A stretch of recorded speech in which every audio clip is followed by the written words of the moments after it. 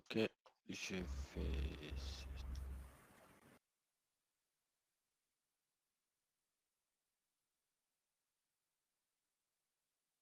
Hop.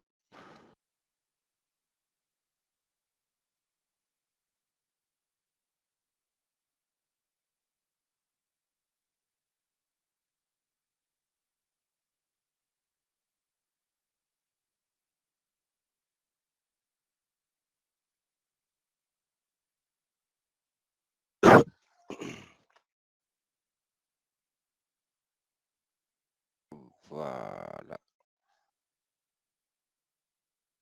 Ok.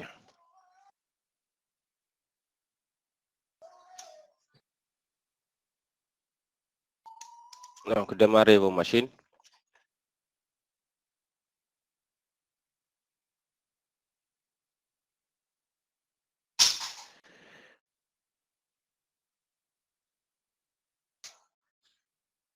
Donc, on démarre le terminal. Alors,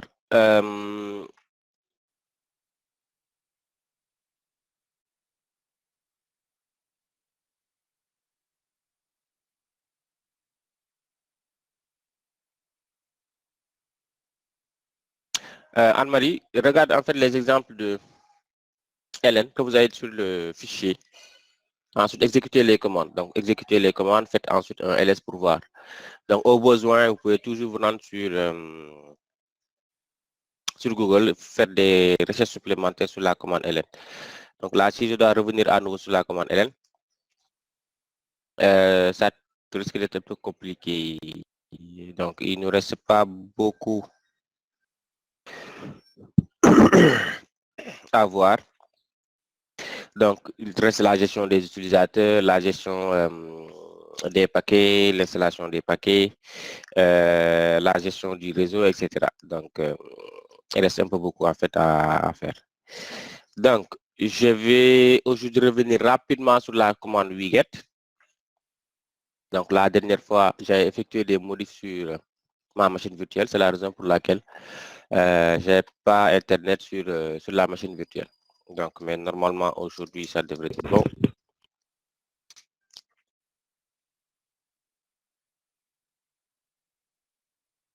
Voilà. Donc, pour la commande wget, donc faites wget espace l'URL du fichier que vous souhaitez récupérer. Okay.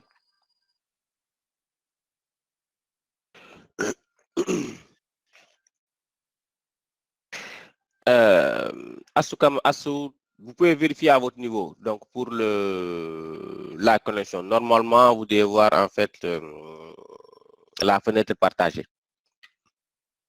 Pour les autres, vous voyez bien la fenêtre?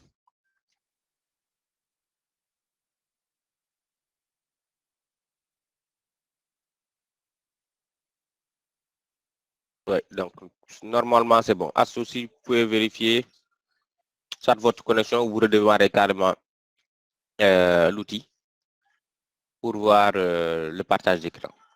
OK? Donc, ici, on est sur Google. Donc, souvent, quand vous allez faire Wiget, c'est pour récupérer un fichier qui est sur Internet. Pour récupérer un fichier qui est sur Internet, vous avez besoin d'avoir un URL. Soit c'est un URL HTTP, URL web, ou un URL FTP.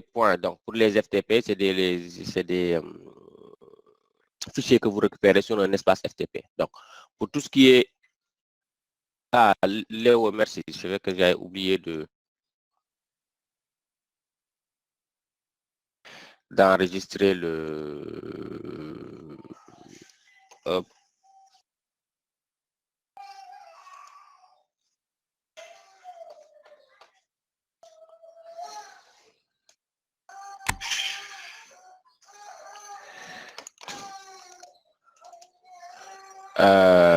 Un instant. Hop.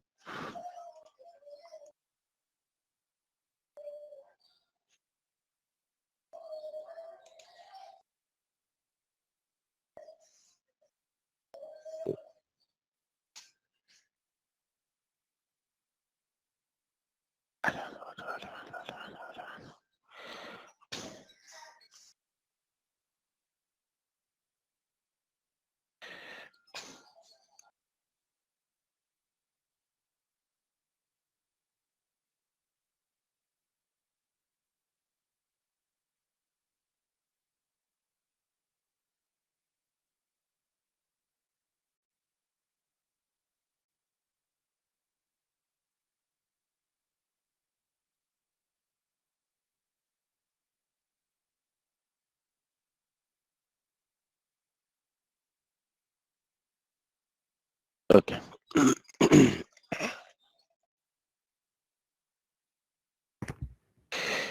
Léo, l'enregistrement n'est pas disponible. Donc, c'est ce que j'étais en train de chercher même.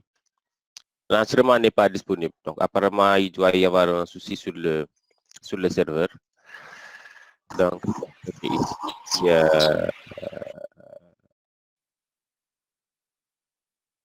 ce cours ne sera certainement pas enregistré. Mais bon, je vais essayer d'aller lentement pour que vous puissiez comprendre. OK. Donc, je reviens ici sur la commande wget, en instant que l'écran soit partagé.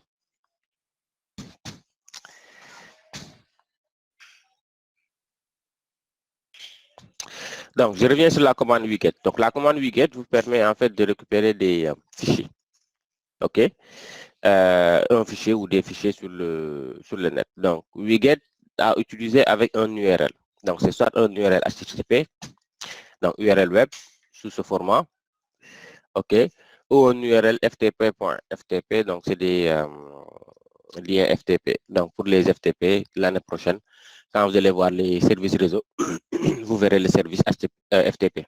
OK, FTP, c'est un service. HTTPS, c'est un service. HTTP.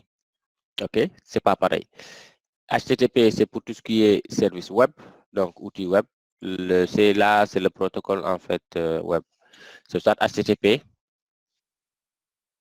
donc le protocole non sécure, et HTTPS, le protocole sécure. Donc ici FTP, donc même chose pour tout ce qui est normalement, voilà, partage, sauvegarde de fichiers. Donc, il faut utiliser wget avec un URL. OK? Donc, j'avais juste pris un exemple, soit un fichier PDF ou un fichier ou une image. Donc, mais c'est la même chose si vous devez récupérer et compresser.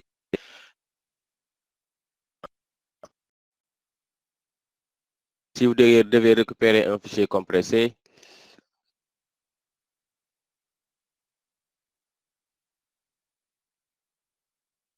si vous devez récupérer un fichier compressé ou voilà, un outil, que ce soit logiciel ou service à installer, c'est la même chose. Donc, la commande, elle est simple, wget espace l'URL. OK? Donc, on va chercher ici une image ou un fichier PDF.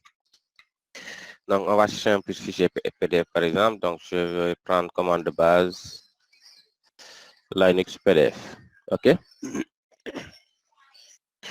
Donc, vous pouvez faire commande de base, espace, Linux PDF. Et Wanil, 10 minutes. Un instant.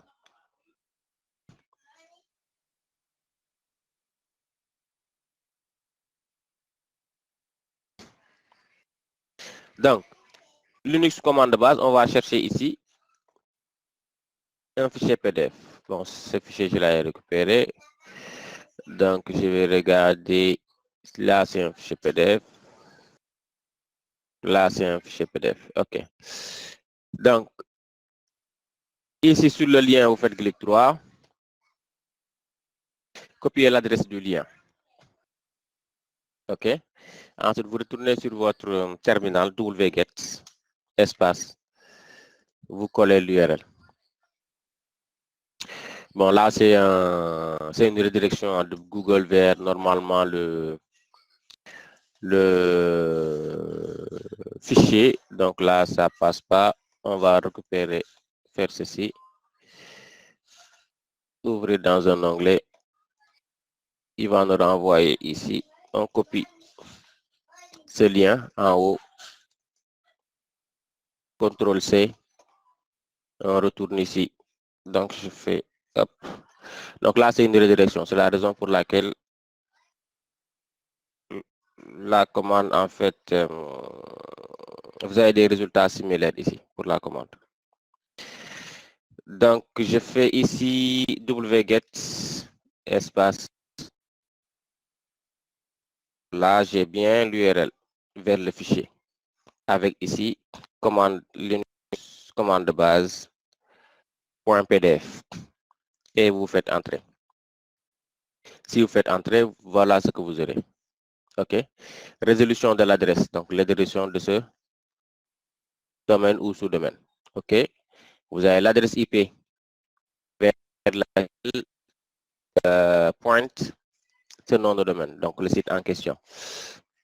Vous avez la connexion sur le serveur web, la transmission, donc ici c'est tout ce qui est requête HTTP, OK. Et la transmission ici du fichier. 100%, la taille du fichier, la vitesse de transmission.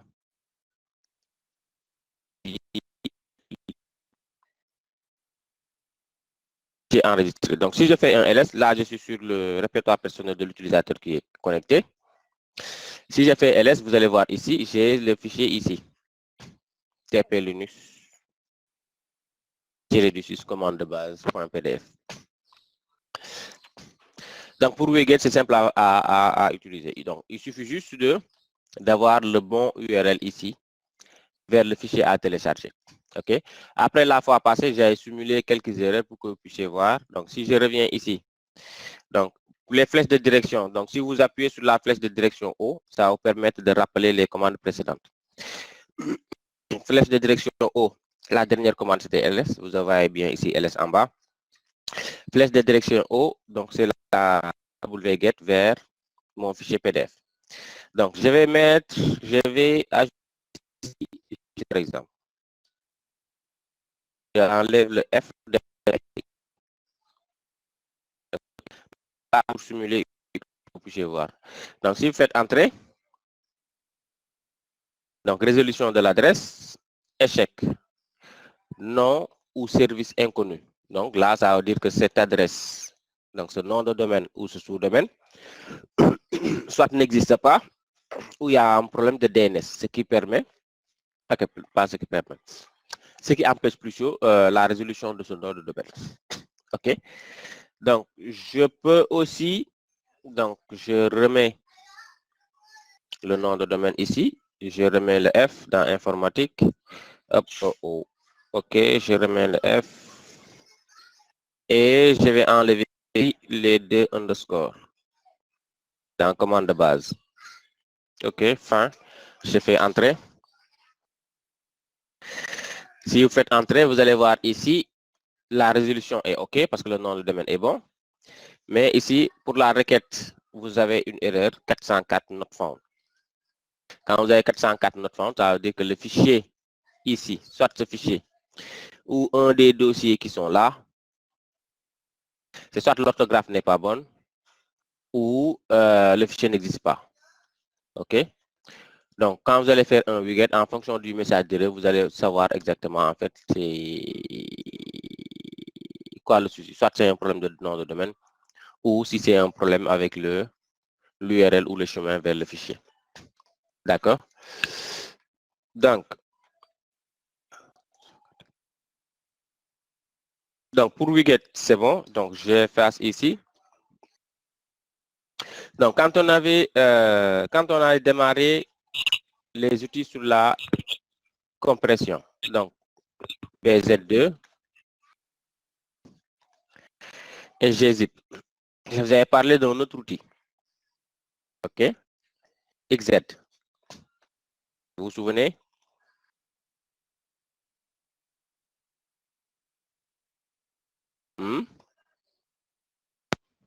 Oui, monsieur.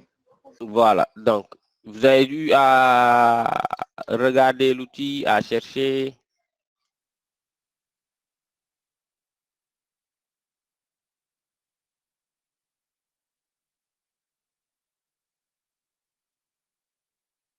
Hein?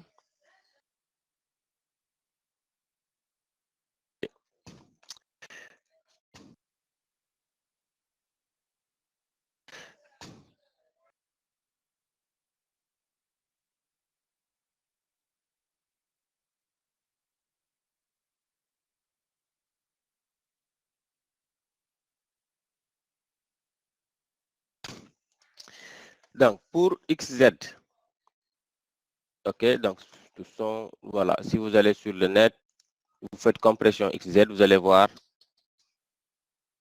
compression XZ. Donc, vous allez voir ici des voilà, liens vers soit des tutos ou des blogs. OK? Avec des informations sur voilà, la compression X7.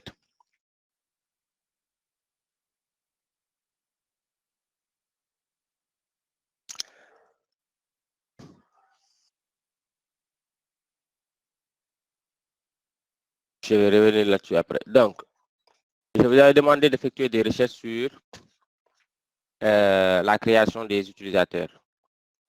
Donc, les deux modes quasiment ou type ou façon de créer un utilisateur, les deux commandes, disons, pour créer un utilisateur et la différence entre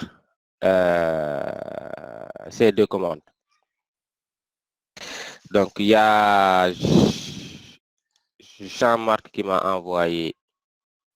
Oui, effectivement. Sinon, pour le reste, j'ai rien reçu. Après, bon. Oui. J'ai fait des recherches, mais je ne savais pas que c'était envoyé. Non, bon. Si il y a moyen d'envoyer, c'est bon. Au cas échéant, de toute façon, c'est pas grave. Je n'avais pas demandé explicitement de me l'envoyer. Mais si, voilà. Mais aujourd'hui, on va parler de ça, non? Oui. Donc, ce qui fait que, donc, avant de démarrer, on va plus voir certains fichiers en fait importants pour les utilisateurs. OK? Donc, pour les utilisateurs, ce qu'il faut savoir, chaque utilisateur sur le système fait partie au moins d'un groupe. Mais par défaut, quand vous créez un utilisateur, donc, si c'est avec l'assistant, quand vous créez un utilisateur, il y a un groupe du même nom qui est créé. OK? Donc, si vous créez, par exemple, l'utilisateur Ababacar est créé avec un groupe Ababacar qui est par défaut le groupe principal de l'utilisateur Ababacar. OK? Et voilà, il y a le répertoire personnel qui est créé pour l'utilisateur en question dans le dossier Home.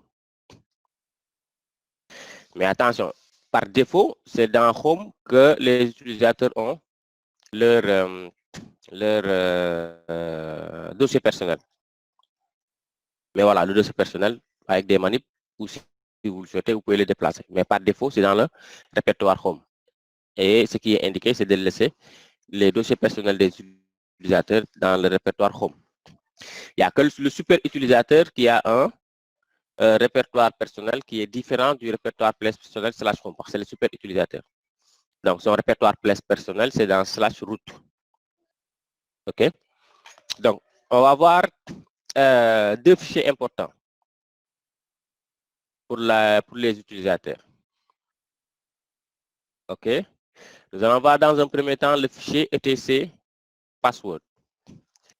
Donc, qui est dans le répertoire, le fichier password plutôt, qui est dans le répertoire etc. Donc, si vous faites un cat qui vous permet d'afficher le contenu d'un fichier, n'est-ce pas? Donc, vous faites 4 espaces etc / donc 4 espaces / etc / pass wd. C'est bon, vous y êtes?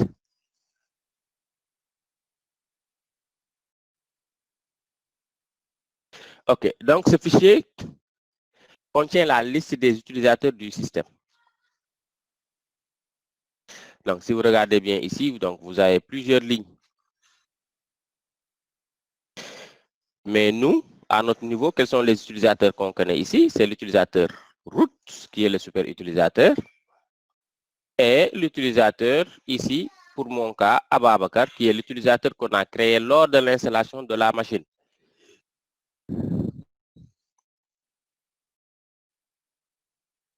Donc, tous les autres utilisateurs ici sont des utilisateurs système. Donc, vous avez soit des utilisateurs de système, des daemons ou des utilisateurs qui ont été installés avec certains services. OK? Donc, ce qu'il faut savoir ici, pour certains services, quand vous allez les installer, il y a automatiquement un utilisateur qui est créé. Donc là, c'est pour des raisons de sécurité. Donc, tout ce qui est appel à des fonctions avancées de ces services, c'est l'utilisateur en question qui va les gérer, qui va faire appel à ces fonctions avancées. C'est transparent pour l'utilisateur qui est connecté de toute façon. Mais derrière, c'est cet utilisateur qui va faire appel à ces différentes à ces fonctions avancées. OK? Donc, nous avons ici l'utilisateur Ababakar. Donc, on va prendre cet exemple. Par exemple, vous avez Ababakar, vous avez X, 2 points, etc. Donc, vous avez ici plusieurs sections. Donc, des sections qui sont séparées par des 2 points. OK? Des sections qui sont séparées par des 2 points. Donc, vous avez ici 1, 2, 3, 4, 5, 6, 7. 7 sections séparées par des 2 points. Ici, le premier élément que vous avez ici, Ababakar, c'est le nom de l'utilisateur. C'est le nom de l'utilisateur. OK? Ou le login.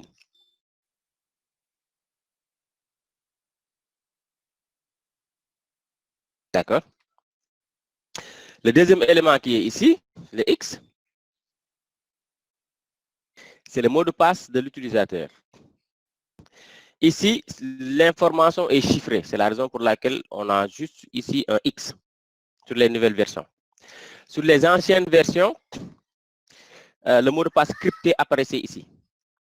OK? Ce qui faisait que quand quelqu'un avait accès à une machine distante, machine sur laquelle il n'était pas super utilisateur, la personne pouvait récupérer le mot de passe crypté. En récupérant le mot de passe crypté, il y avait moyen d'utiliser des outils qui nous permettaient de faire tout ce qui est déchiffrement ou pour décrypter en fait le mot de passe. Donc, c'est la raison pour laquelle maintenant, dans le fichier etc password, donc vous avez uniquement un X ici pour le mot de passe. OK? Ensuite, vous avez ici 1000 qui est ici le user ID, UID. Donc, vous allez régulièrement entendre parler de UID, JUID. Donc, UID, user ID, GID, group ID. Donc, qui est ici le deuxième 1000. Donc, si vous regardez bien ici, le user ID est identique au groupe, enfin, pas identique au groupe ID. La valeur ou le nombre utilisé ici, le nombre du user ID est identique à celui du groupe ID. Pourquoi? Parce que lors de la création de l'utilisateur, il y a un groupe qui a été créé au même nom. Donc, c'est l'utilisateur Ababakar avec Ababakar comme groupe. Donc, c'est le premier utilisateur qui a été créé, donc, démarrant à partir des 1000 pour les UID. Donc, premier UID, 1000, premier GUID, 1000. C'est la raison pour laquelle vous avez ici 1000, 1000. Mais il y a la possibilité, lors de la création d'un utilisateur, d'utiliser un autre GUID ou de mettre l'utilisateur dans un autre groupe et non d'utiliser le groupe ici par défaut. D'accord? Ensuite, ici, vous avez des descriptions. Donc, des descriptions, sans d'informations. Donc, vous pouvez avoir le nom de l'utilisateur, adresse, numéro de téléphone, voilà, tout ce qui est information quasiment par rapport à l'utilisateur en question. Donc, ici. OK? Ensuite, vous avez ici /home /Ababakar. Donc, /home /Ababakar, c'est le chemin vers le répertoire par défaut de l'utilisateur. OK? Et ici, /bin /bash, qui est ici le shell utilisé par l'utilisateur, le shell par défaut. Donc, pour le shell, vous avez plusieurs types de shell. Hein. Il y a le plus... Excusez-moi. Il y a plusieurs types de shell qui peuvent être utilisés. Donc, il y a le shell bash qui est en fait celui qui est le plus utilisés. Donc, il y a tout ce qui est SH, il y a KSH, il y a... Ah, j'ai un peu oublié les autres shells là. OK, donc le shell, c'est l'interpréteur de commande ici. Donc, pour l'interpréteur de commande, vous en avez plusieurs, mais par défaut, bon, pour les machines récentes surtout, c'est slash bin, pas slash bin, le shell bash qui est utilisé, donc qui est dans slash bin, slash bash. OK? Donc, voilà ce que vous avez comme information dans le fichier etc password. Donc, si vous souhaitez savoir qu'un utilisateur existe sur votre système, vous pouvez faire un cat slash etc slash password, comme ceci, pour voir tous les utilisateurs de votre système. OK? Donc là, c'est le premier fichier. Ensuite, nous avons un autre fichier. Monsieur, Oui. password, il y a un R ou bien? Non, c'est passwd. Donc, vous n'avez pas vu quand j'ai tapé la commande. J'avais des problèmes de connexion. C'est cat slash etc slash passwd. Donc, je vais mettre ici la commande etc slash passwd.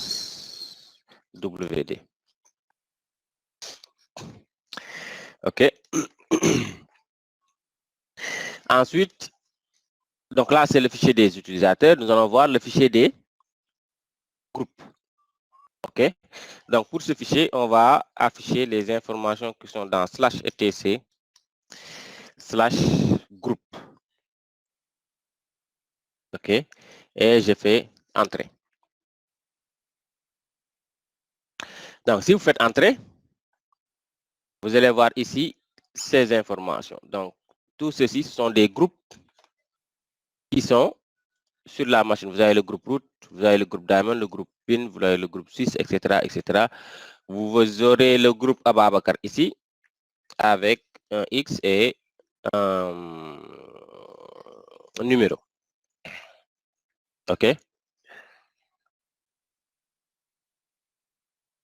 Donc, ici pour le groupe, vous allez avoir ici le nom du groupe. OK. Ici, vous avez le mot de passe associé. Donc, pour le mot de passe, donc pour les groupes, il y a moyen, en fait, il y a moyen d'avoir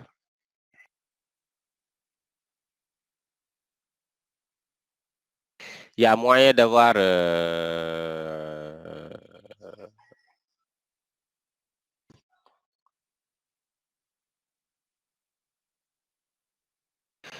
il y a moyen d'avoir un mot de passe pour le groupe. Donc là aussi, vous avez un X. Ici, vous avez une valeur, donc qui est la valeur du GID, Group ID. Et à la fin, ici, vous avez les utilisateurs, les autres utilisateurs qui font partie du groupe. Donc, si vous voyez ici Ababakar, dans Ababakar, vous avez uniquement un X, vous avez 100. Ici, vous n'avez rien. Ça veut dire que pour ce groupe, il y a un seul utilisateur qui est Ababakar. OK? Donc, pour ce groupe, par exemple, GDM, vous avez un X, le mot de passe, vous avez 125. Après les 125, ici, vous n'avez rien. Et aussi, même chose, ça veut dire que pour ce groupe, il y a un seul utilisateur qui est GDM. Donc, si on prend ici le dernier groupe, pour les derniers groupes, on a les 4 sections. OK? Donc, vous avez Samba Cher. Baba, donc, vous avez Samba Cher, vous avez X ici, le mot de passe, vous avez 125, la valeur.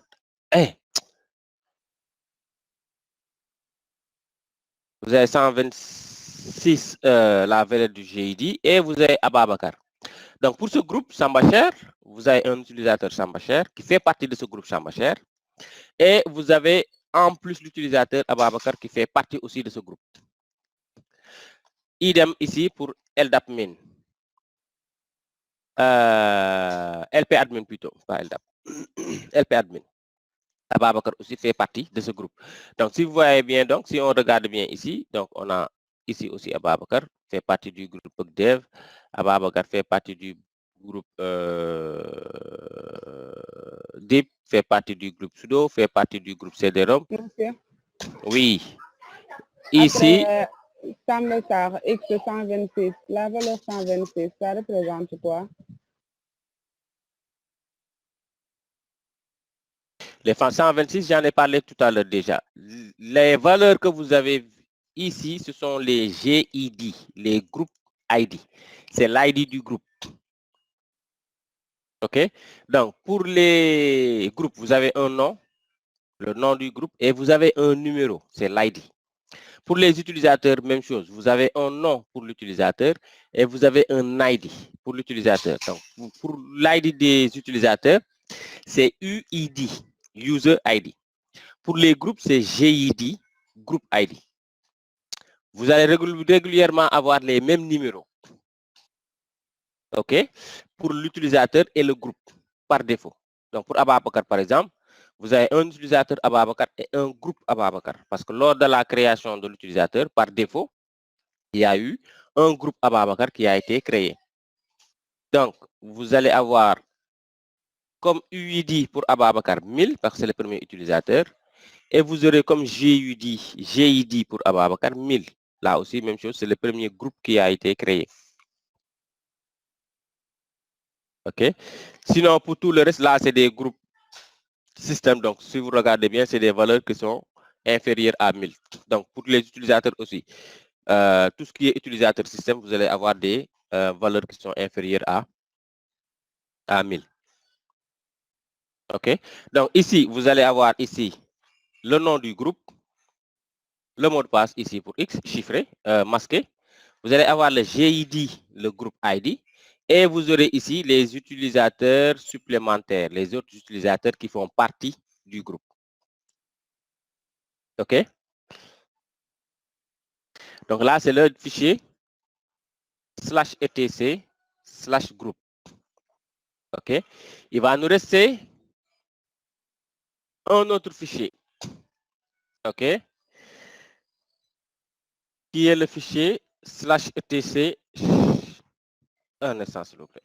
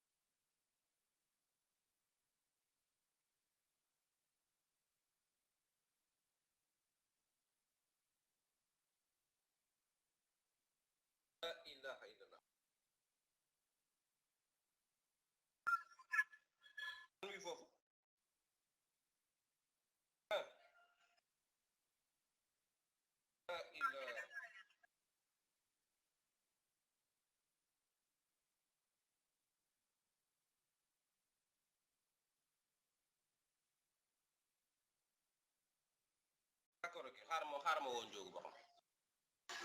Ok.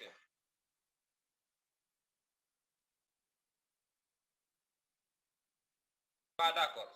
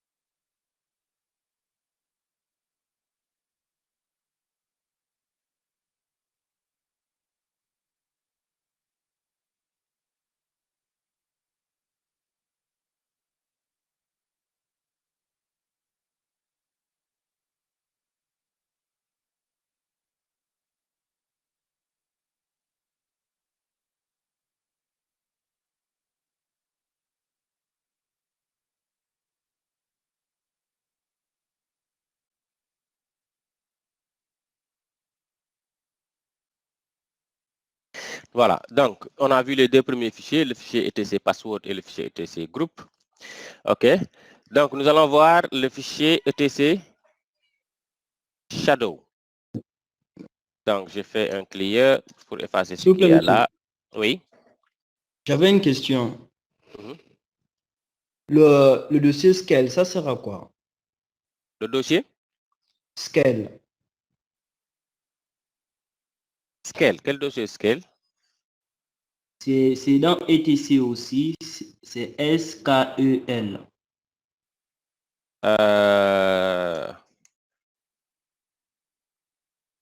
ETC scale. K. K. C'est pas...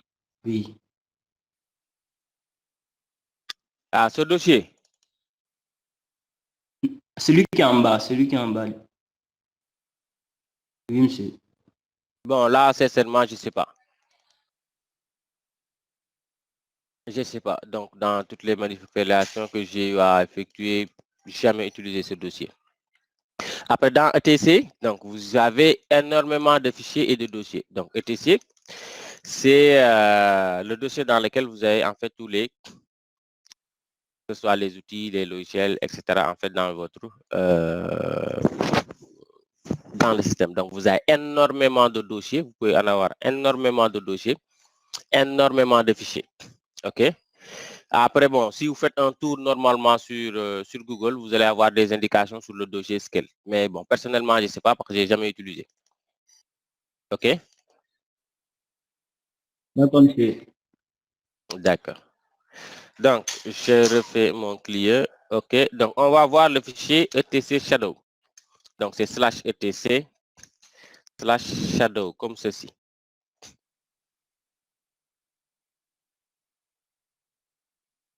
OK. Ensuite, vous faites Entrée. Donc, si vous faites Entrée, vous allez voir ici, permission non accordée. Pourquoi? Alors, quand vous faites un cat,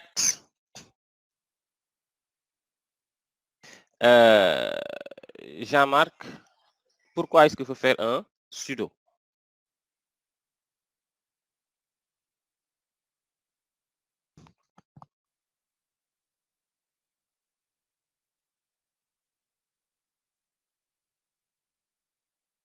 OK.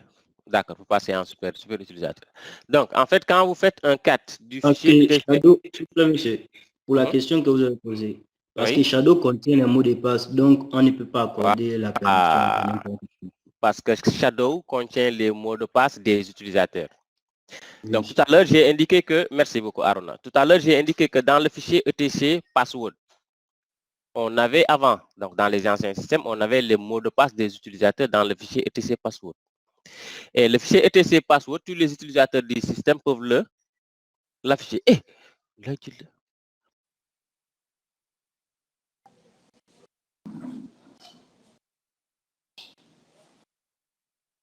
donc, le fichier etc password, tous les utilisateurs du système peuvent l'afficher. Donc, ils ne peuvent pas modifier le fichier, mais ils peuvent l'afficher. Donc, ce qui fait que avant, il y avait le mot de passe des utilisateurs, mot de passe crypté bien sûr, mais mot de passe toujours, les mots de passe des utilisateurs qui étaient dans le fichier etc password. OK? Donc, ce qui permettait à certains de pouvoir récupérer les informations en fait des utilisateurs, récupérer le mot de passe crypté, utiliser des outils qui permettaient de décrypter des infos pour avoir le mot de passe en clair. OK? C'est la raison pour laquelle maintenant le mot de passe est carrément enlevé du fichier etc password.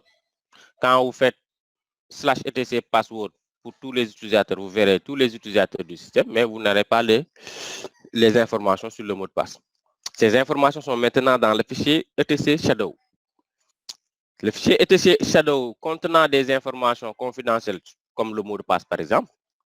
Donc, nous ne pouvons pas permettre, ou les utilisateurs, les développeurs plutôt, ne peuvent pas permettre à n'importe qui de pouvoir accéder à ce fichier. C'est la raison pour laquelle l'accès à ce fichier est réservé aux super utilisateurs.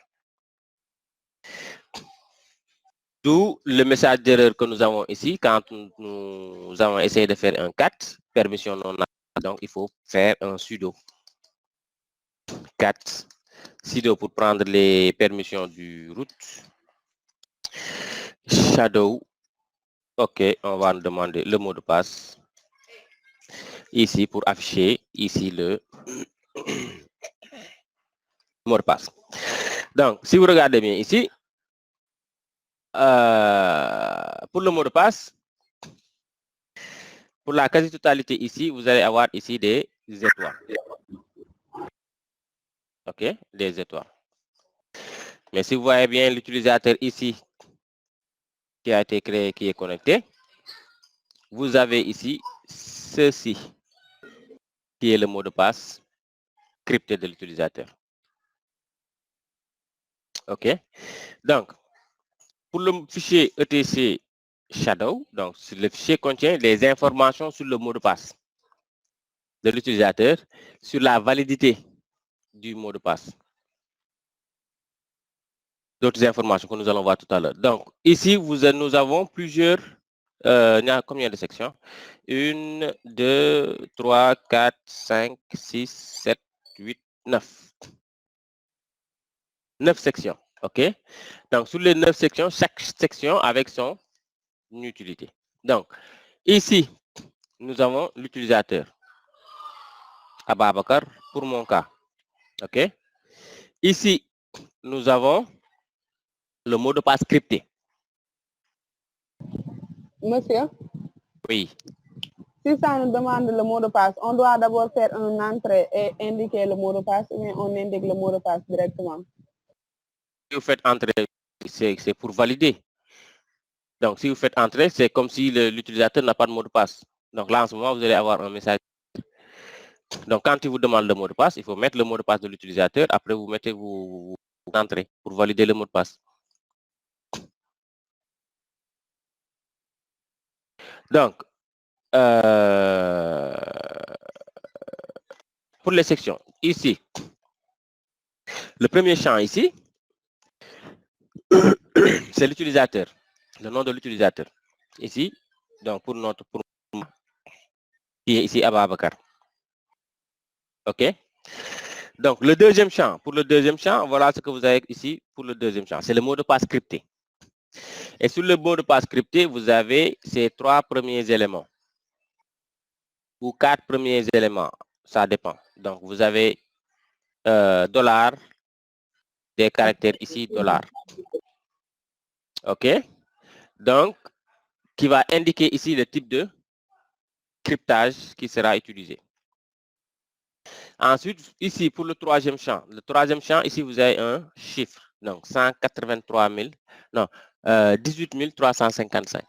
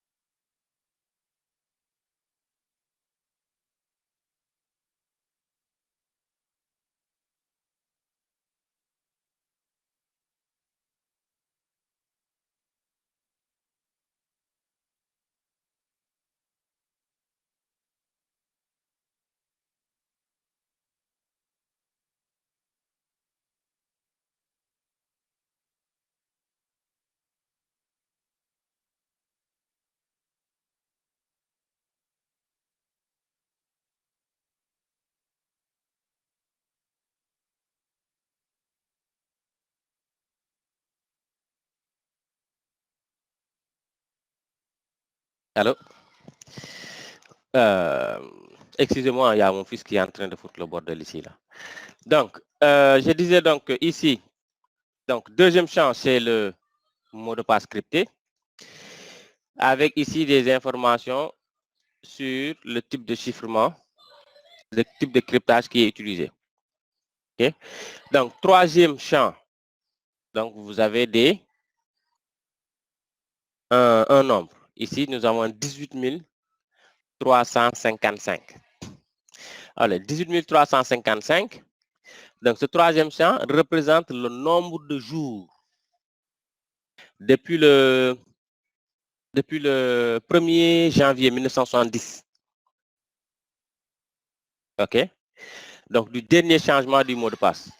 Donc, j'avais un outil qui me permettait de retrouver la date à partir de ce chiffre. J'ai oublié le nom de l'outil.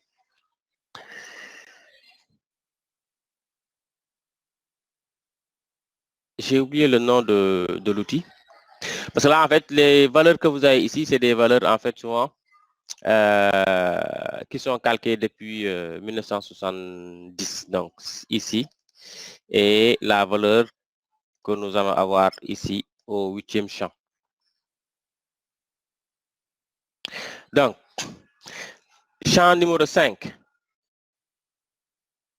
C'est le nombre de jours après lesquels le mot de passe doit être changé. Donc ici, nous n'avons pas défini de changement de mot de passe. OK.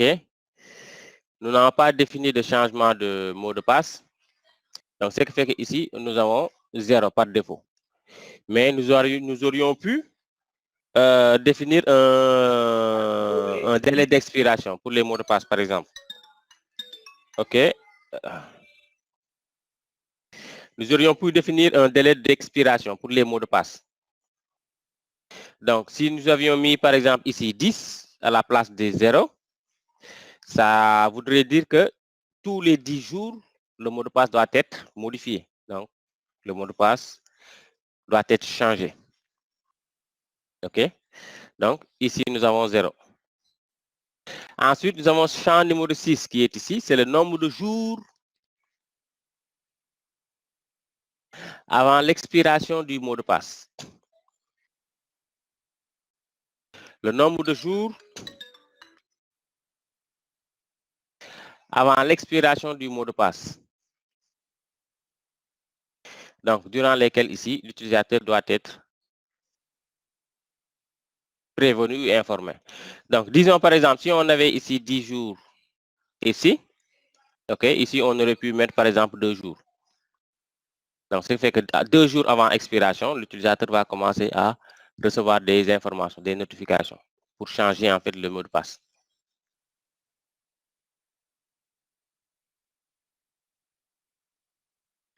Donc, ensuite, ici, nous avons le nombre de jours avant l'expiration du mot de passe, durant lesquels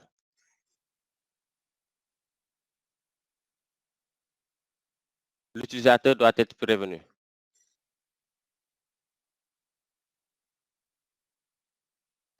Ensuite, ici, nous allons avoir le shell par défaut. Donc, là, donc c'est mis, il n'y a rien qui est renseigné, donc c'est le shell par défaut d'une bâche.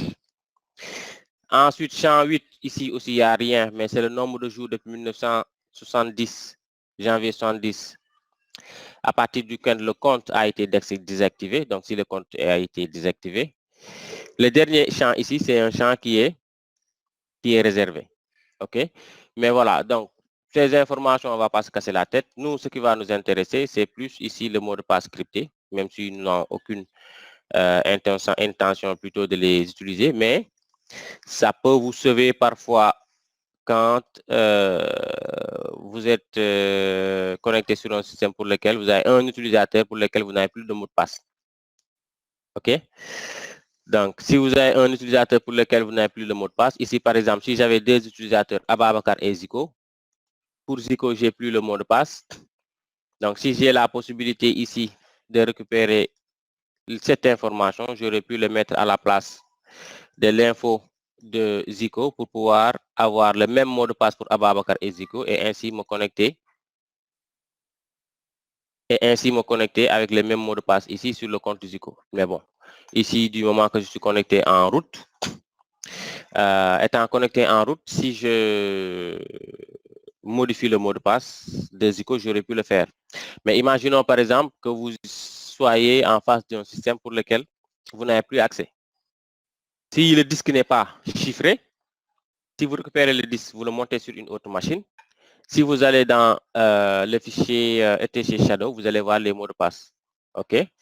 Si vous n'avez pas le mot de passe d'un utilisateur, par exemple, voilà, donc vous pouvez copier un mot de passe chiffré, mot de passe pour lequel le mot de passe clair, vous l'avez. Vous le collez ici, comme ça, vous allez pouvoir après vous connecter avec le mot de passe en question. OK? Donc là, ce sont les 3 fichiers. OK? Donc, pour l'ajout des utilisateurs, maintenant, donc vous avez 2 commandes. La commande add user et la commande user add. OK? Donc, Arona, si tu es devant ta machine, oui, si tu es devant ta machine, je peux te donner la main, tu vas démarrer ton... Donc, je me connecte vite avec ma machine parce que ma machine est devant moi, mais je suis connecté avec le téléphone. Ah, d'accord, OK. Je me connecte d'abord avec la machine. OK. Anne-Marie, tu as effectué les recherches pour l'ajout des utilisateurs ou Astou?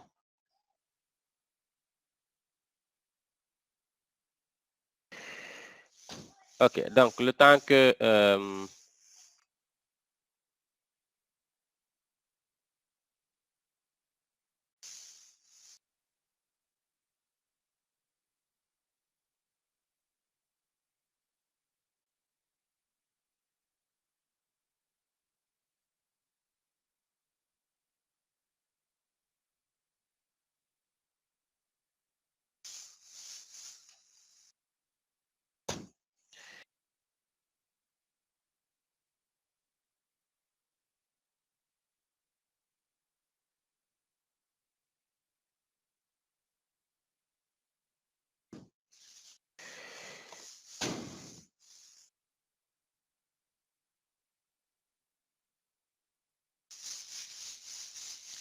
OK, Anne-Marie?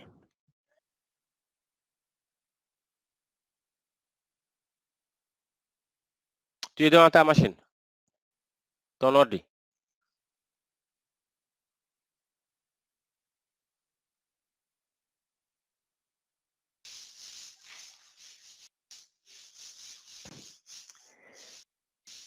Adja duñ fa toog papa. OK, bon. Au lieu de partager, je vais exécuter les commandes. Donc, si Anne-Marie, si tu peux, ici, sur la discussion instantanée, donc nous allons prendre la commande, la première commande, add user. OK? C'est bon? Nous allons prendre la première commande add user. Donc, pour la première commande add user, quelle est la syntaxe de la commande si je souhaite ajouter, donc ajout de l'utilisateur. Donc, je vais mettre étudiant 1.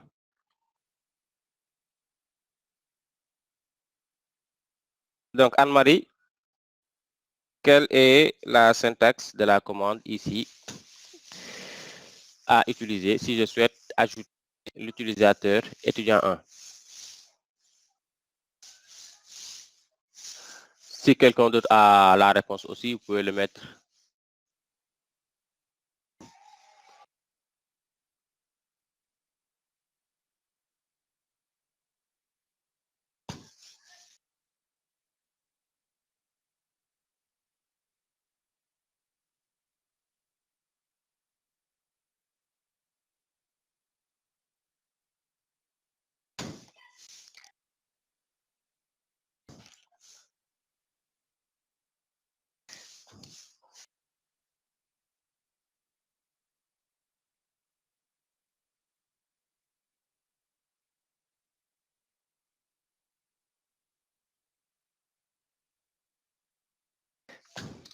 Donc, add user, vous avez dit étudiant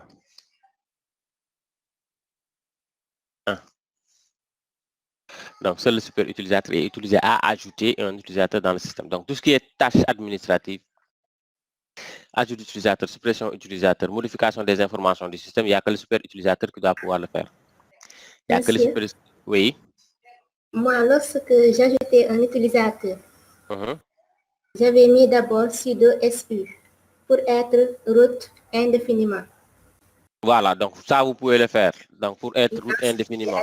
Donc, si vous êtes en route, donc là, si vous le souhaitez, vous pouvez faire directement sudo, pas direct sudo. Vous pouvez faire directement add user, puisque étant un. Donc, sudo, moins U.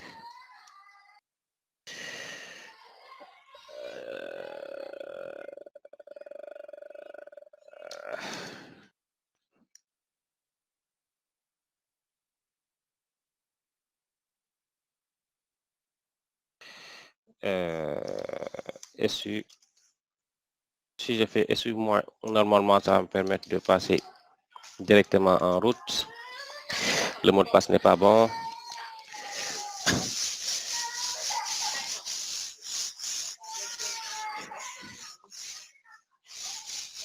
Ah. Bon, je vais revenir là-dessus.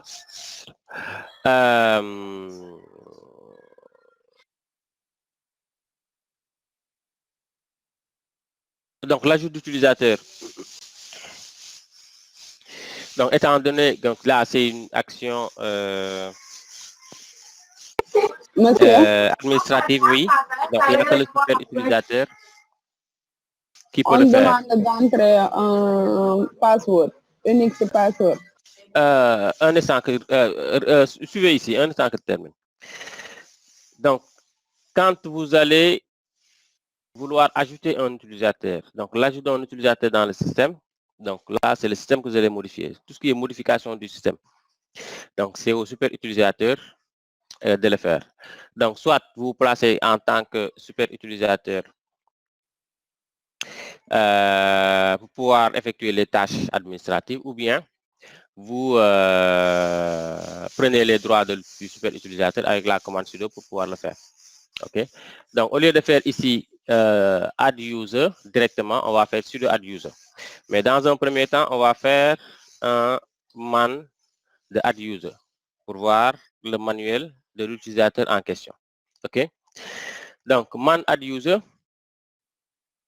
Donc, ajouter un utilisateur ou un groupe. OK? Et ici, les options. Et la description. Ajouter des utilisateurs ou des groupes au système en fonction des options fournies en ligne de commande et des informations contenues dans le fichier de configuration. OK? Ce sont des interfaces conviviales, machin, machin, etc., etc. OK? Donc, nous allons faire la même chose pour pour user add. OK? Man user add. Créer un utilisateur ou modifier les informations par défaut appliquées aux utilisateurs. Donc, ici, nous avons user add avec les options, user add D, etc. Et vous avez ici les options en bas. OK? Même chose. Donc, ici, on va faire sudo add user dans un premier temps. Vous avez dit étudiant 1.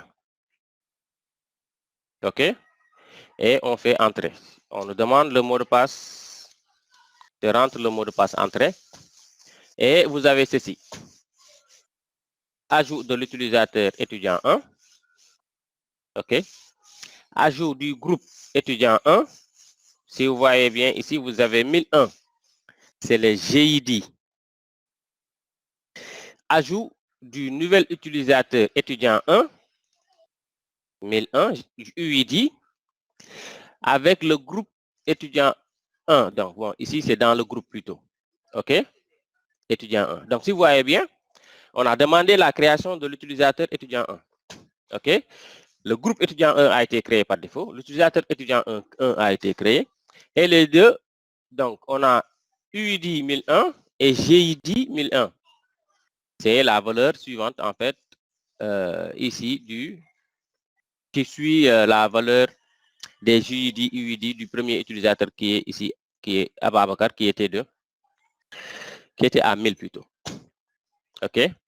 Et si vous voyez bien ici, création du répertoire personnel home/étudiant 1 par défaut. Copie des fichiers depuis /etc scale. Entrer le nouveau mot de passe Unix. Donc, je vais mettre un mot de passe pour l'utilisateur qu'on a créé. Le mot de passe a été pris en compte. Ensuite, nom complet. Donc, étudiant, je mets premier étudiant. OK. Numéro de téléphone. Je peux 9 ou 1, 2, 3. Bon, je mets 7, 5. 1, 2, 3, 4, 5, 6, 7. Téléphone personnel, bon, je mets téléphone personnel, c'est pas la peine. Autre, je fais entrer, je mets rien. Les informations sont-elles correctes? Oui. Je valide. OK. Et là, l'utilisateur est créé. Si vous voyez bien ici, la création de l'utilisateur est interactive. Un instant, s'il vous plaît.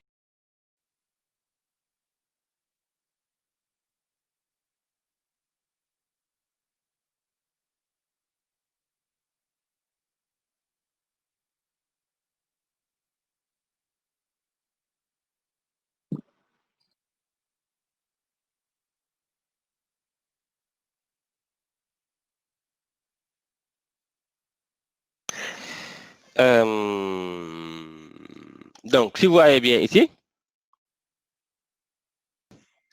la création ici est interactive. Donc, j'ai juste mis add user étudiant 1 et tout le reste a été complété ici quasiment par le système. OK. Étudiant 1. Le groupe étudiant 1 a été créé. L'utilisateur étudiant 1 a été ajouté au groupe étudiant 1.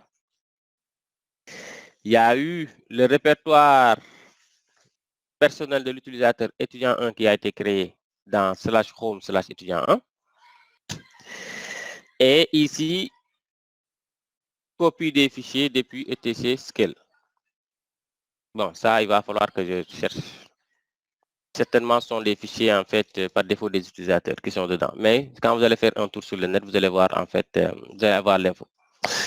Ensuite, le mot de passe et les informations ici pour la description. Donc, si on va dans le fichier, donc je fais un clear pour effacer. Je vais faire un 4.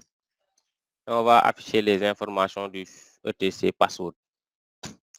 Donc, quand j'affiche les informations de etc password, vous allez voir ici, j'avais tout à l'heure Ababacar X, le mot de passe, le UID, le JUD, ici la description, nom, prénom et les autres informations, le répertoire par défaut et le shell.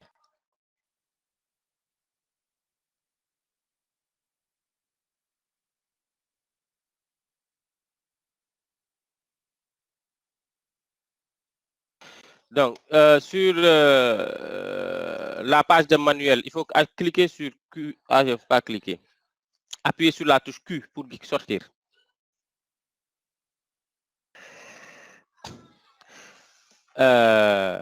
Donc, même chose, étudiant 1. Donc, on a ici étudiant 1, le mot de passe ici, chiffré, masqué plutôt. Le UID 1001, le GUD 1001 et ici la description, nom, prénom, etc. Le répertoire par défaut et le shell. OK. Donc là, on l'a fait. Donc ici, première manip avec la commande add user. On va vérifier le fichier groupe. Donc, je vais faire un 4/etc/groupe. Entrée.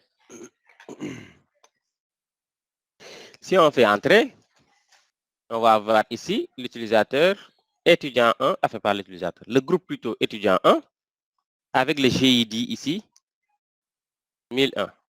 Donc si on remonte ici, on remonte, on voit ici l'utilisateur étudiant 1 fait partie d'un seul groupe qui est ici le groupe par défaut étudiant 1. OK? Donc, on va vérifier toujours dans le fichier etc shadow. Si je fais un sudo cat etc shadow, dans le fichier etc shadow, j'ai étudiant 1 ici, le mot de passe chiffré et les autres informations. OK? Reste maintenant la commande user add. OK. Quelle est la différence entre la commande add user et la commande user add? Donc, pour ceux qui ont effectué les recherches, donc quelle est la différence entre la commande add user et user add? Oui. User add n'est pas interactive. Oui, user add n'est pas interactive. Donc, add user est interactive. User add ne l'étant pas. Donc, toutes les options, ce sera à nous, ou les arguments, ce sera à nous de les fournir, de les spécifier, donc de les fournir avec les options qui vont avec. OK? Donc, oh, je n'aurais pas dû même ça monter ici, sortir. C'est pas grave. Donc, pour user add, OK, nous aurons besoin ici, je fais ceci, edit. OK, donc, nous allons ajouter un utilisateur étudiant 2. OK, donc, on va mettre comme description deuxième étudiant. OK. Comme numéro de téléphone, Numtel, je mets Numtel à 76, disons 1, 2, 3, 4, 5, 6, 7. OK. Donc là, je mets description. Le login, c'est étudiant 1. On va 2 plutôt. Ensuite, le répertoire.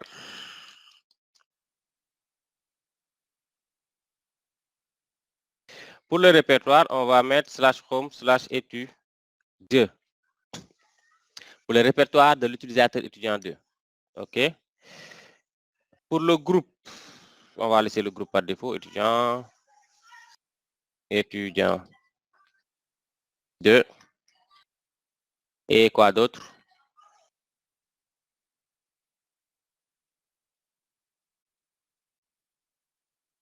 Voilà, on va spécifier ceci. Donc ici, groupe. OK. Donc, prenez 5 minutes. OK. Allez dans la page de manuel ici de user add. Donc, add man espace user add.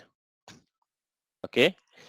Et dans la page de manuel de user add, sortez les options qui vont vous permettre de spécifier le répertoire personnel, de spécifier le groupe, de mettre une description, nom, prénom, etc.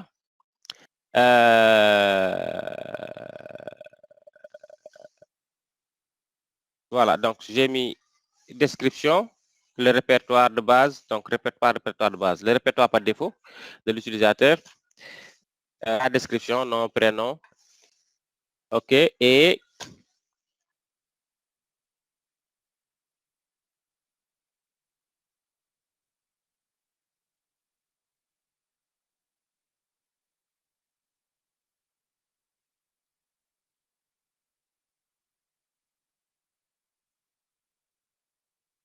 donc le UID, le JUID. OK, c'est bon. Répertoire par défaut, groupe.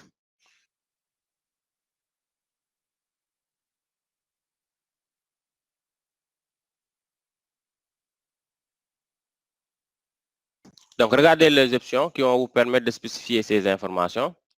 OK. Une fois les options récupérées, vous les mettez quelque part.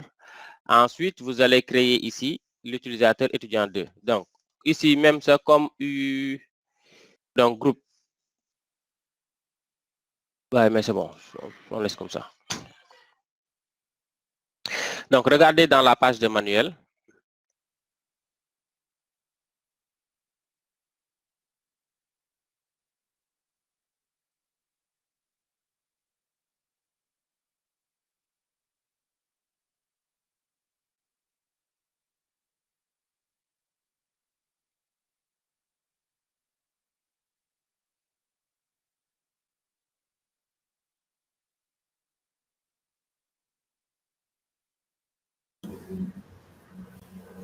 S'il vous plaît, monsieur. Oui. Donc, on crée le document où vous voulez qu'on donne ce qu'il faudrait pour ça. Vous pouvez créer dans un premier temps. Après, vous mettez ici ce qu'il faut pour ça. Parce que j'ai déjà écrit, en fait, ce qu'il faut.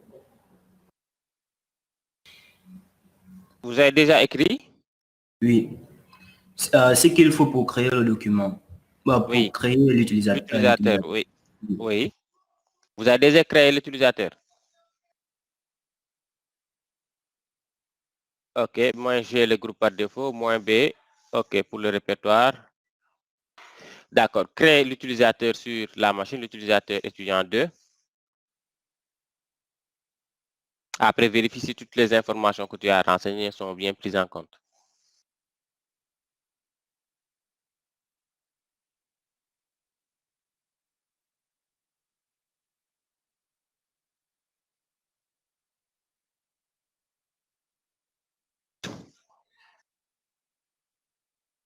OK.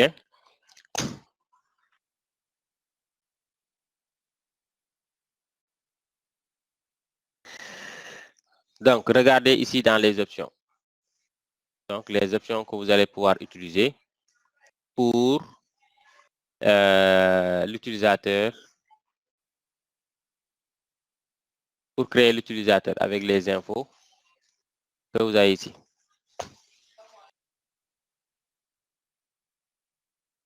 OK. Ensuite, nous allons créer un troisième étudiant. OK. Donc, troisième.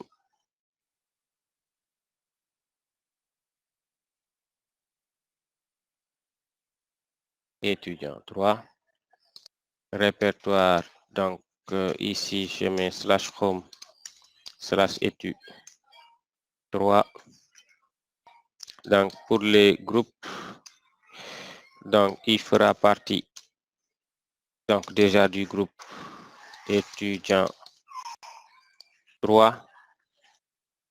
Il fera partie du groupe vidéo. Il sera partie du groupe, je vais l'ajouter au groupe sudo par exemple. OK, pour le shell.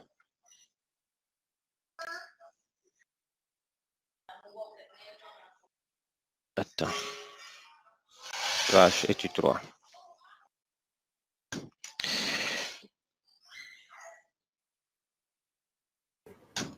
S'il vous plaît, monsieur. Oui. Avec user add, quand on n'indique pas le groupe dans lequel mettre l'utilisateur concret, ça crée automatiquement un groupe pour l'utilisateur. Ouais, automatiquement. Oui, Ouais, qui sera du même nom, oui. Oui.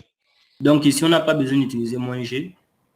Ça va créer automatiquement. En fait, ouais, on peut ne pas utiliser le -G. Oui, Mais monsieur. quand vous allez utiliser le moins grand G, ça va vous permettre de spécifier des groupes supplémentaires pour l'utilisateur.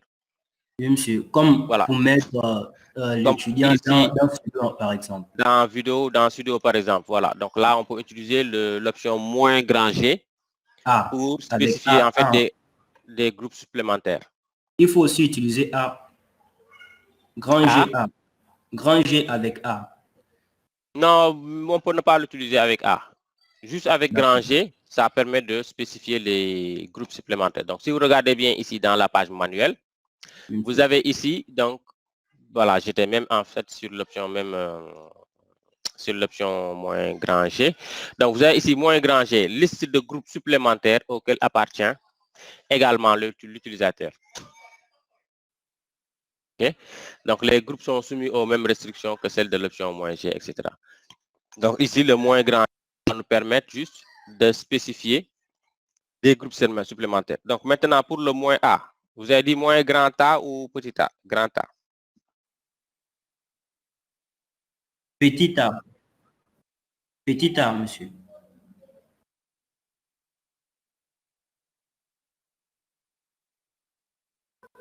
Normalement, là, il n'y a même pas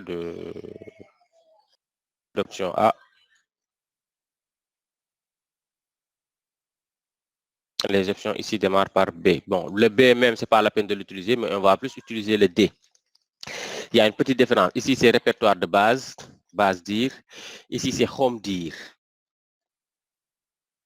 Donc, ici, ce qu'on va créer, ce n'est pas un répertoire de base, mais on va créer un répertoire par défaut. Donc, le répertoire par défaut de l'utilisateur. Donc, c'est un répertoire personnel. Donc, c'est un répertoire de travail. Donc, on ne va pas utiliser l'option moins B, mais on va utiliser plutôt l'option moins D. Donc, il y a une différence entre ces deux, si vous regardez bien. OK? Donc, pour la création de l'utilisateur étudiant 2, nous aurons besoin d'utiliser quelle option?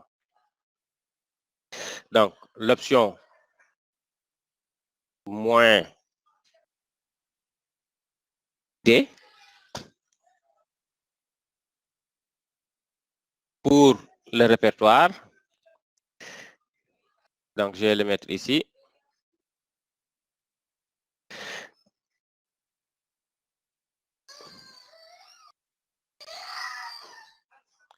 Donc, l'option moins D. Donc, Bahar, si tu regardes dans le fichier, dans la page de manuel, l'option moins M. Donc, pour voir ce que te dit l'option moins M. Donc, l'option moins M, create home directory, créer le répertoire personnel de l'utilisateur s'il n'existe pas. OK? Les fichiers et les répertoires contenus dans le répertoire squelette, qui peut être défini par l'option moins K, seront copiés. Donc, le scale là, et à partir d'ici, sera copié dans le répertoire personnel. Okay?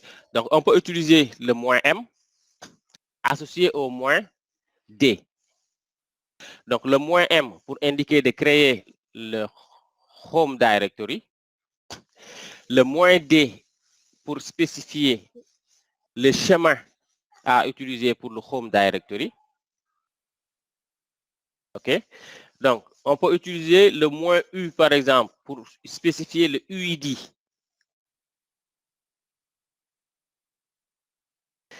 On peut utiliser l'option moins grand U pour spécifier un user group.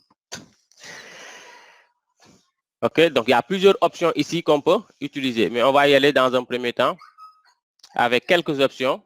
OK?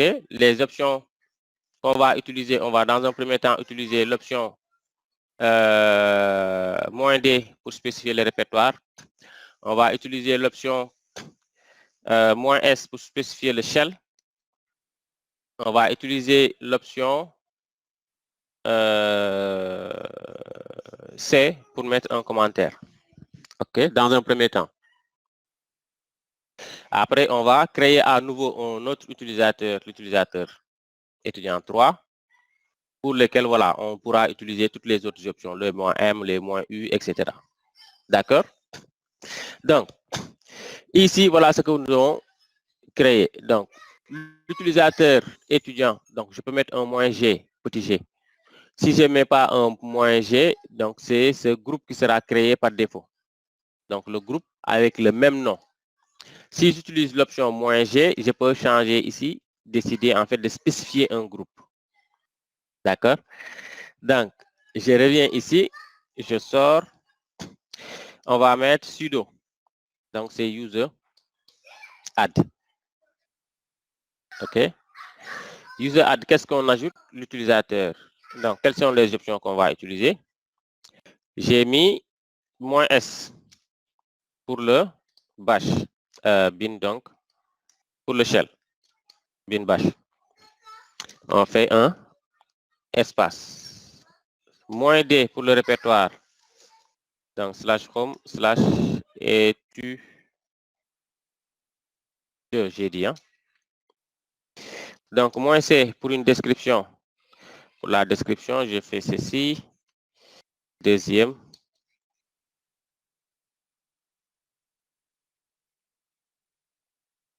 Étudiant. OK. Et je mets le nom étudiant. Étudiant 2. C'est bon?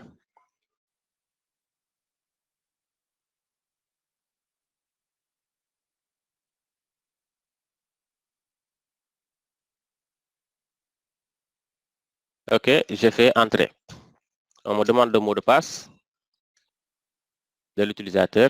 Et si je fais entrer, l'utilisateur normalement est créé. Mais pour vérifier, on va dans /etc/passwd. OK? Si je vérifie, j'ai bien ici l'utilisateur qui est créé.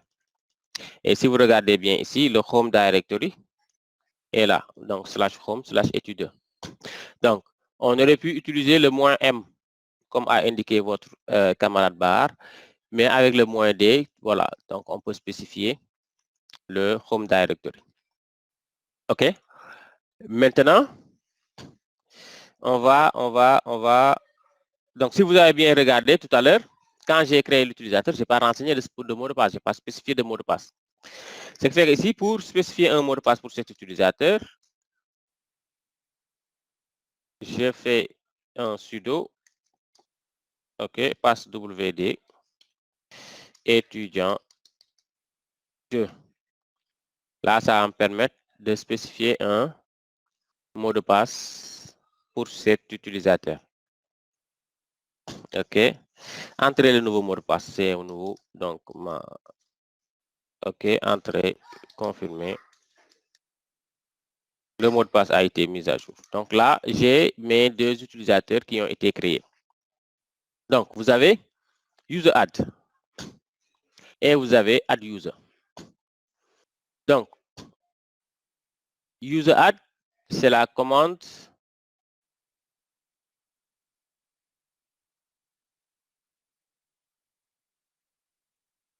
c'est la première commande en fait qui permettait d'ajouter les utilisateurs. Donc, add user est venu après. Donc, pour permettre un petit peu tout ce qui est, pour faciliter en fait l'utilisation du système. Donc, faciliter en fait l'ajout des utilisateurs dans un système parce que ce n'est pas facile ni évident en fait de retenir toutes les options. Même si avec la page de manuel, on peut voilà, retrouver certaines options qui peuvent par moment en fait nous échapper. OK? Mais la commande user add, c'est à l'utilisateur, donc à l'administrateur, de spécifier les options. Donc de personnaliser en fait l'utilisateur à créer, de mettre l'échelle, c'est à lui de mettre le dossier par défaut. Donc le home dir, c'est à lui de spécifier la description, c'est à lui de mettre le mot de passe. C'est à lui d'ajouter les groupes, de renseigner s'il le souhaite ou de personnaliser les UID, JUID, etc. Alors qu'avec la commande add user, c'est interactif. Donc avec la commande add user, vous ne pouvez pas personnaliser les UID, JUID, etc. Donc étant interactif, le système crée, l'utilisateur crée le groupe, met l'utilisateur dans le groupe et vous demande de mettre les descriptions et ensuite mot de passe. C'est tout ce que vous avez à faire. Okay, mais en termes de personnalisation, voilà, donc vous ne pourrez quasiment rien faire. Mais c'est facile à utiliser. Alors qu'avec UseAd, donc voilà, vous avez la possibilité voilà, de personnaliser carrément la création de l'utilisateur. C'est la même chose. Oui.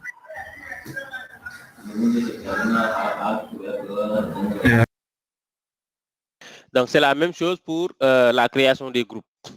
Vous avez Add Group et Group Add. Même chose, interactif. Interactif pour la première commande et manipulation des options pour la deuxième commande. Vous voyez? Donc, ce qui fait que ici, pour l'ajout des groupes aussi, c'est la même chose. Vous avez la possibilité d'utiliser Add Group ou User, Add Group ou Group Add. D'accord? Donc, cette fois-ci, créer cet utilisateur. Attends, je vais déjà voir si j'ai le groupe vidéo ici. Donc, 4 ETC groupe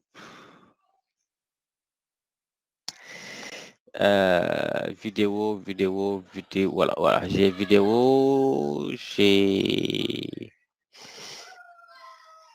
audio et CD-ROM. Donc, je vais plutôt mettre ici audio.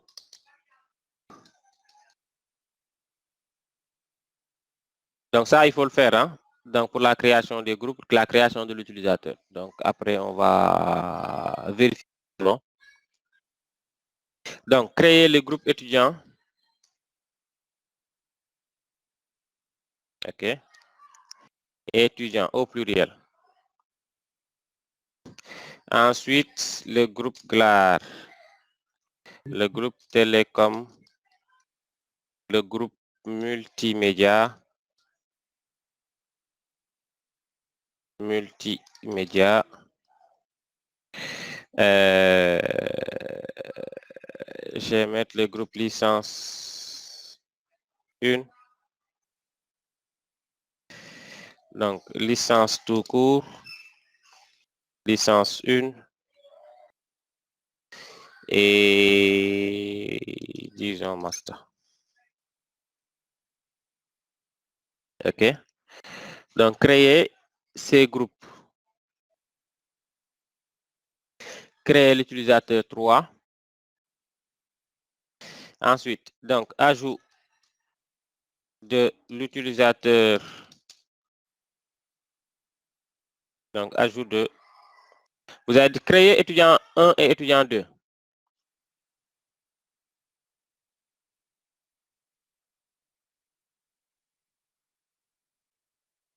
Vous avez créé les deux utilisateurs, étudiant 1 et étudiant 2. Allô?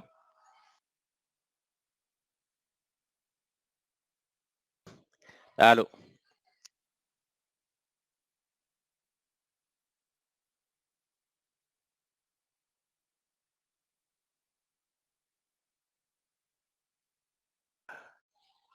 D'accord. Donc, si ce n'est pas fait, créez-les.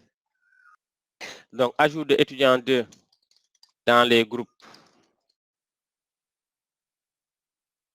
étudiants au pluriel. GLAR, licence et licence 1.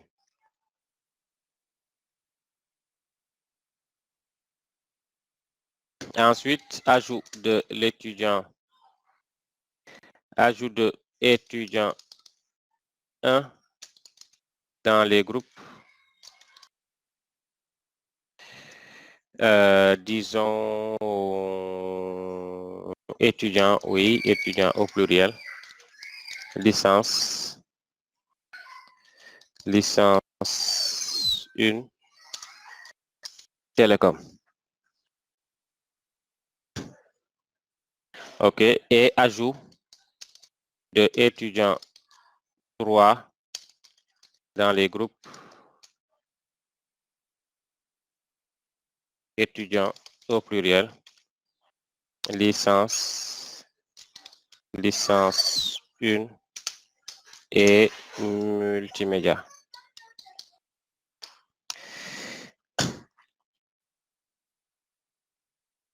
OK.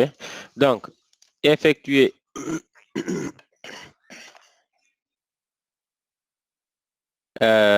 ces 4 manips. Donc, premièrement, créer l'utilisateur 3.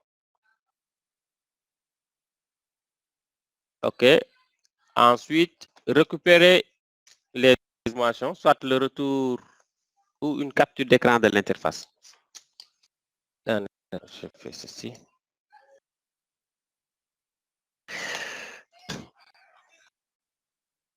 Donc, ici, par exemple,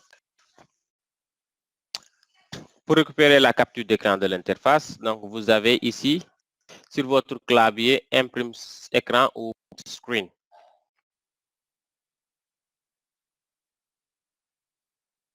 Donc, si vous faites imprime écran, si vous venez ici,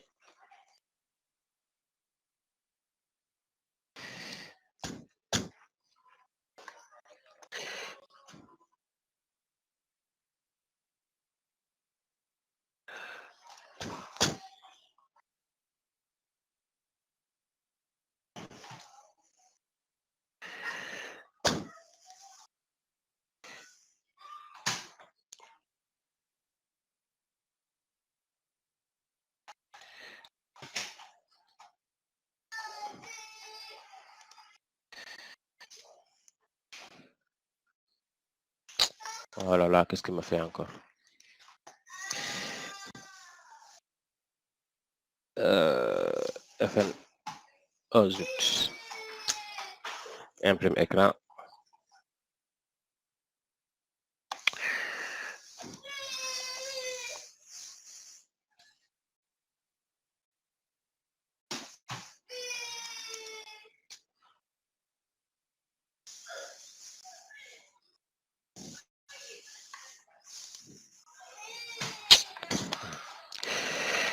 Donc là, j'ai...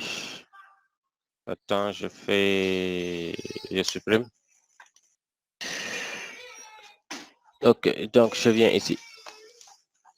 Normalement, quand vous faites imprime écran, donc pour mon cas, sur votre clavier, vous avez quelque part imprime écran ou print screen. Ok, donc si vous appuyez directement sur imprime écran, donc c'est tout l'écran ici qui sera, donc tout l'écran ici qui sera pris en compte. Donc normalement, si vous faites un alt print screen, ça dépend du type de clavier que vous avez et des positions. OK. Si vous faites alt print, print screen, normalement, vous allez retrouver l'image ici dans le dossier image. Et ici, vous avez la fenêtre qui a été capturée. Donc, les commandes que vous allez effectuer, récupérer les captures d'écran. Ensuite, envoyez-moi les infos par mail à l'adresse Ababakar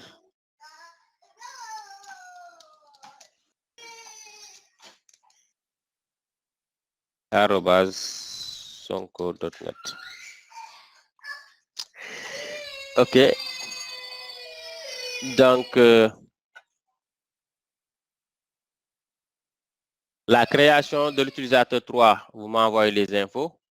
La création des groupes, vous m'envoyez une capture d'écran des infos. L'ajout de l'utilisateur étudiant 2 dans les groupes étudiants GLAR, licence 1 et licence, vous m'envoyez la capture d'écran. L'ajout de étudiant 1 dans les groupes cités, vous m'envoyez la capture d'écran. Et l'ajout de étudiant 2 aussi, vous m'envoyez la capture d'écran avec la commande qui a été tapée et le retour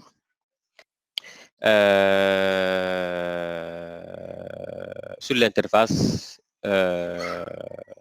une fois la commande exécutée.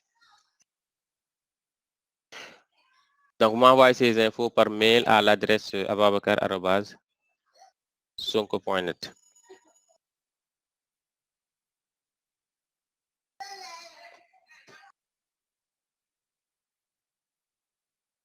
C'est bon, vous avez des questions?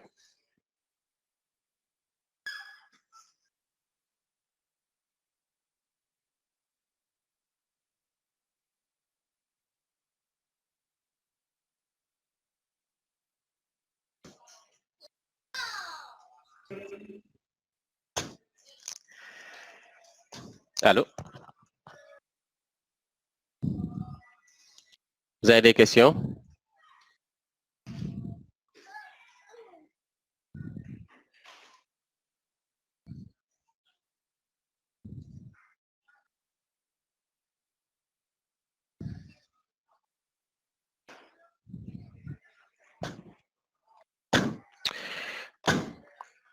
Ok, donc si c'est bon, on se dit à la semaine prochaine, Inch'Allah. Envoyez-moi les infos. Hein. Donc, récupérez ce qui est ici. Indiquez, demandez à vos camarades qui n'ont pas suivi le cours d'aujourd'hui de faire le travail et de m'envoyer les infos par mail. OK? Capture d'écran de l'interface. Donc, pour chaque commande, vous m'envoyez la capture d'écran de l'interface. Donc, pour faire la capture, regardez sur votre clavier. Sur votre clavier, en haut de la touche de direction, normalement, en haut de supprimer, vous avez imprime screen, imprime écran. Après, ça va dépendre un petit peu du type de clavier que vous avez. Mais vous allez voir imprime écran quelque part. Ou print screen. Donc, si vous appuyez dessus pour effectuer une capture d'écran. Donc, une fois l'écran capturé, vous allez voir l'image dans la capture de l'écran en question. Vous allez le voir dans Images. Donc, pour les claviers QWERTY, vous allez voir Print Screen.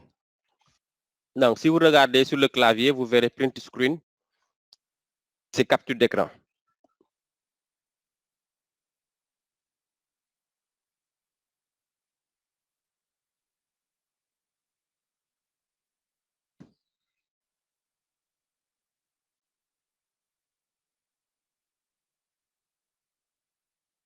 Ok, si vous n'avez pas de questions, donc on se dit à la semaine prochaine, Inch'Allah.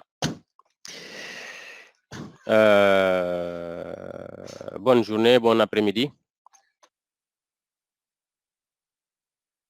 Merci, monsieur. Merci, monsieur, à vous de même. Ok, merci beaucoup.